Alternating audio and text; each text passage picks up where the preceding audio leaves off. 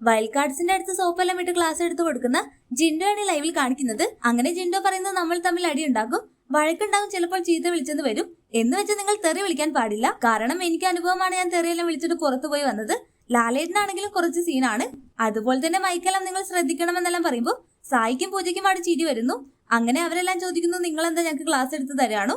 അപ്പൊ ജിൻഡോ പറയുന്നുണ്ട്, അവിടെ നിൽക്ക്, ഞാനൊന്ന് പറഞ്ഞു മുഴുമിക്കട്ടെ. ഞാൻ ചിലപ്പോൾ തെറ്റുകളെല്ലാം കണ്ടാൽ പറയും, അപ്പോൾ ഞങ്ങൾ തിരിച്ചു പറയുമെന്ന് വൈൽഡ് കാർഡ്സ് അവിടെ പറയുന്നു.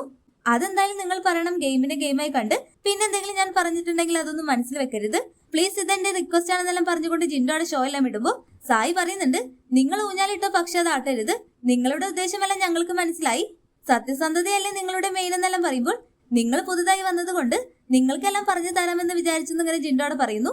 അപ്പോ സിബിൻ പറയുന്നു, അളിയ നിങ്ങളുടെ ഉദ്ദേശമെല്ലാം എനിക്ക് മനസ്സിലായി, അതുകൊണ്ട് അളിയനെ ഇനി ഞാൻ ഒറ്റപ്പെടുത്തില്ല, അളിയന്റെ ഓവറായിട്ടുള്ള ഓപ്പൺ മൈൻഡ് എല്ലാം ഞാൻ കാണിച്ചു തരാമെന്നെല്ലാം പറയുമ്പോൾ ജിൻഡോ പറയുന്നു, ഞാൻ എല്ലാ കാര്യത്തിലും ഓപ്പൺ മൈൻഡ് ആണ്. എന്തായാലും വൈൽഡ് കാർഡ്സിനെ എല്ലാം കയ്യിലെടുക്കാൻ പോയ ജിൻഡോയെ പൊളിച്ചടക്കുന്ന മത്സരാർത്ഥികളെയാണ് ലൈവിൽ കാണിച്ചത്.